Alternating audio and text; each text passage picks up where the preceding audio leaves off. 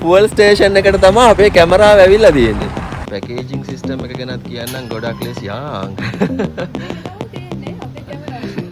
ඉතින් බලමු මේක කොයි පැත්තෙන් පටන් ගන්නද කියලා මම බැලුවේ.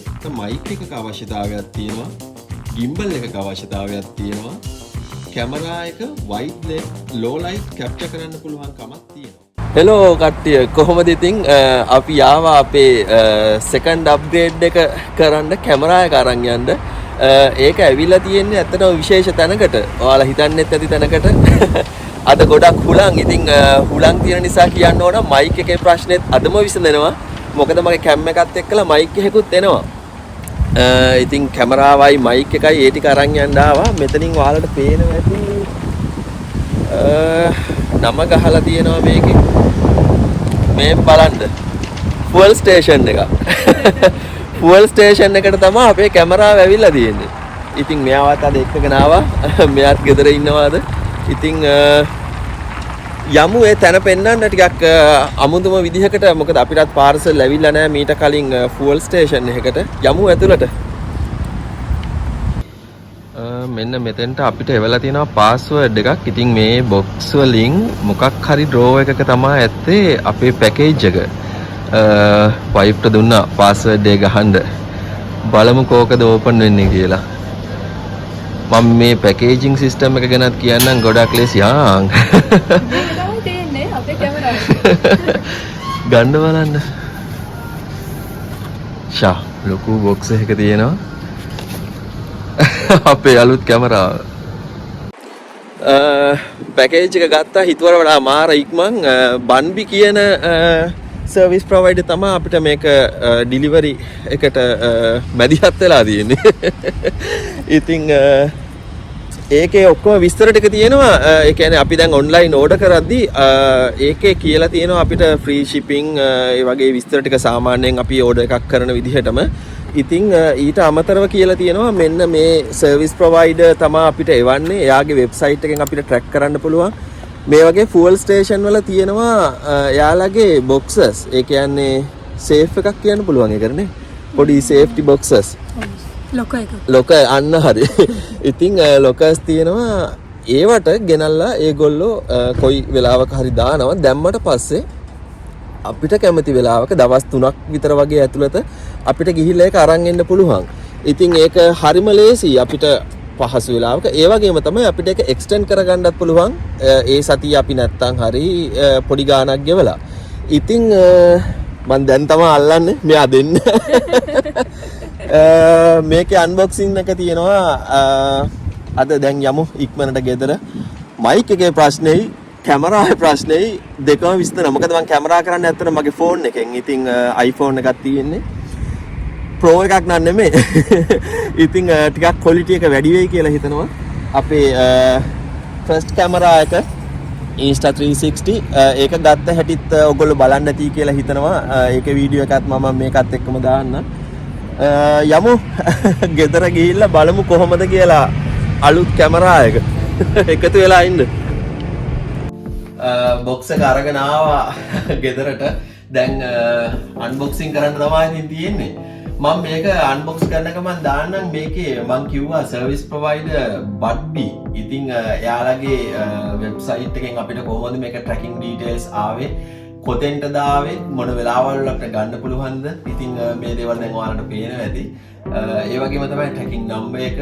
ඉතින් බලමු මේක කොයි පැත්තෙන් පටන් ගන්නද කියලා මම බැලුවේ. කීයක් නම් ඕනේ නෑ. පොඩක් ලේසි විදිහට තියෙනවා ඉතින්.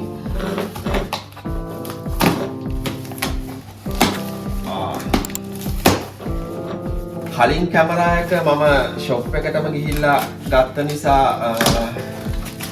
ඒක ගොඩක් ලේසි වුණා ඕපන් කරන්න. ඉතින් පොඩ්ඩක් ඕන.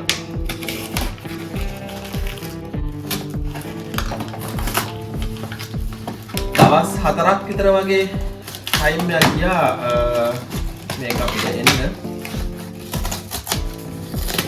ඕකේ. යමු දැන් ක්ලෝස් අප් එකකට. ඔන්න ඕපන් කරා. දැන් කට්ටිය දන්නවා මොකක්ද කැම් එක කියලා. DJI Pocket 2. ඉතින් දැන් බලන වෙති සමහර විට GoPro 12 එකත් ඇවිල්ලා තියෙන වෙලාවේ මම ඇයි මේක ගත්තේ කියලා.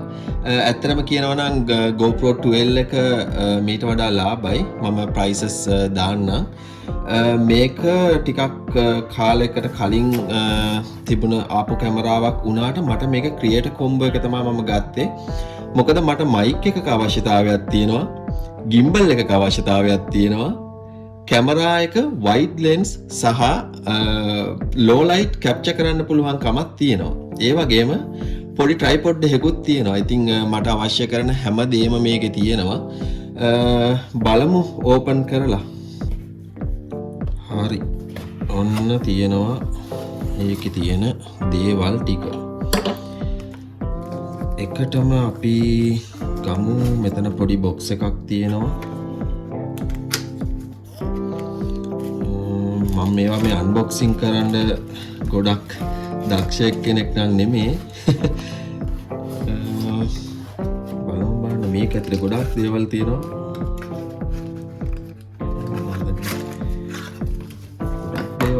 පොඩි පොඩි ඒවා. මේකේ මේ ඇඩැප්ටර්ස් තියෙන්නේ. ඒ කියන්නේ මම එකක් අරන් පෙන්නන්න. මේකේ මේ කැම් එකට ෆෝන් එක කනෙක්ට් කරන්න පුළුවන්.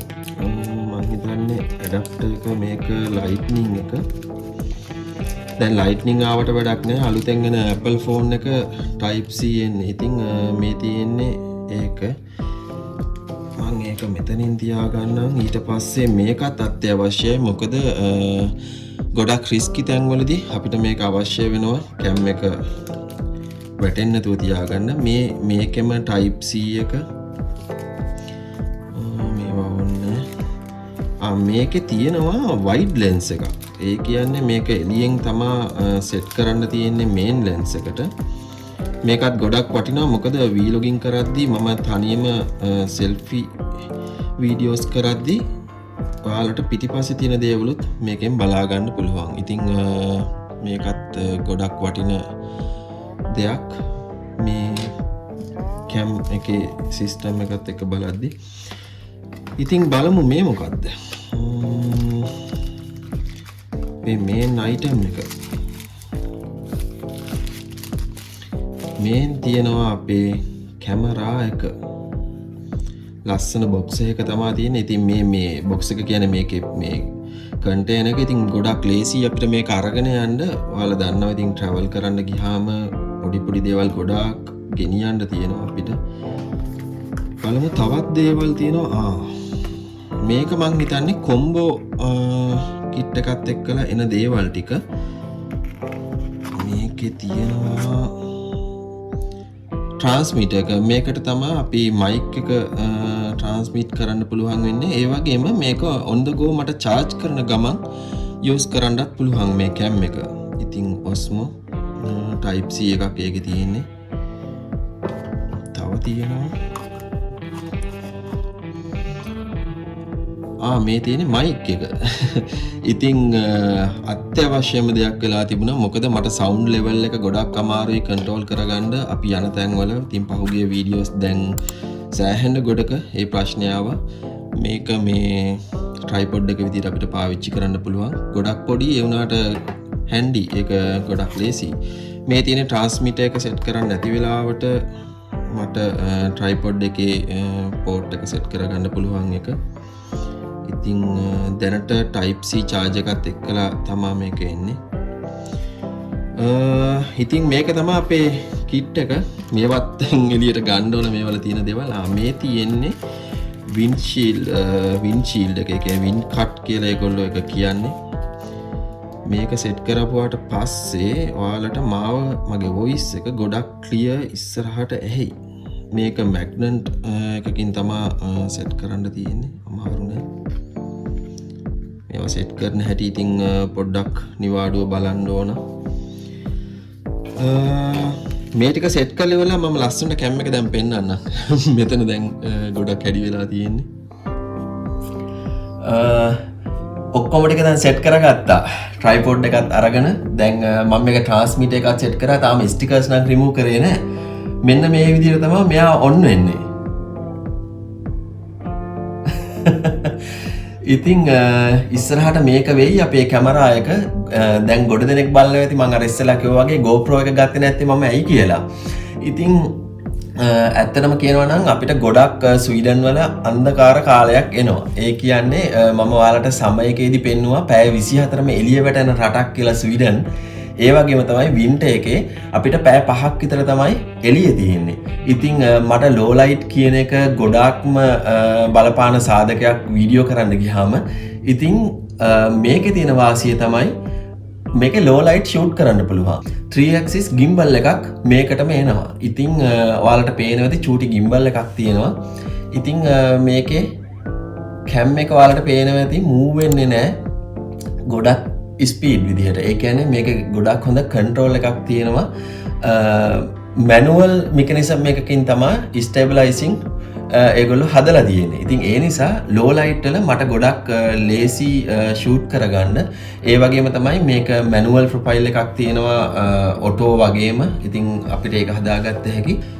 ඒ වගේම තමයි මං පෙන්වන්න ඕන මයික් එක මං වින් කට් එකත් සෙට් කරගත්තා. ඉතින් ගොඩක් මම වීඩියෝස් බලපු හැටියට මේක ගොඩක් හොඳයි. ඔයාලට ඉන්ටරප්ට් එකක් නෑ ඉස්සරහට හුලං එන දේවල්. අනිත් එක මේක අඩි 50ක් විතර දුරට මට කතා කරන්න පුළුවන් කැම් එක ගොඩක් දුර තියෙනවා. ඉතින් එකතු වෙලා ඉන්න මේකෙන් ලස්සන ෆොටෝස් ටිකකුත් මම අරන් එන්න. ඉතින් මේකේ වීඩියෝ එකත් ඔයාලා බලන්න ඇති කියලා හිතනවා Insta360 අපේ කැම් එක. ඒකත් අපි ගොඩක් තැන්වලදී යූස් කරා. ඉතින් මම දවසක මගේ කැමරා බෑග් එකේ පොඩි වීඩියෝ එකක් ගේනවා ඒක ඇතුලේ මොනවද තියෙන්නේ කියලා. අන්න ඒ දවසට මම අරන් එන්නම් මේකෙන් ෂූට් කරපු වීඩියෝස්ුයි මේකෙන් ෂූට් කරපුවයි සහ අපේ මොනවද මේ කැමරා බෑග් එකේ තියෙන්නේ කියලායි. ඉතින් එකතු වෙලා ඉන්න.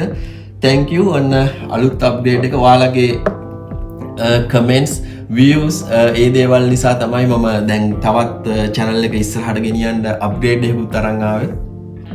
එකතු වෙලා ඉන්න subscribe කරන්න. subscribe කරන අයටත් ඇත්තටම ගොඩක් ස්තුතියි. ඉතින් ඒක ගොඩක් ලොකු දෙයක් අපිට. එකතු වෙලා ඉන්න ඉස්සරහට යමු. නොවැම්බර් වලට අපිට අවුරුද්දක් එනවා. මම එතකොටත් වීඩියෝ එකක් අරන් එන්නම්. ඒ වගේම නොවැම්බර් ඒ වීඩියෝ එකේදී මම කියනවා මේ අවුරුද්දේ දෙසැම්බර් වල අපි කොහෙද යන්නේ කියලා. ඉතින් දෙසැම්බර් යන තැන අනුව ගොඩක් ලස්සන වීඩියෝ සීරීස් එකක් එනවා ක්‍රිස්මස් වල. ක්‍රිස්මස් මාකට් සහ ඒ අදාළ තව තැන් ගැන. ස්තුතියි.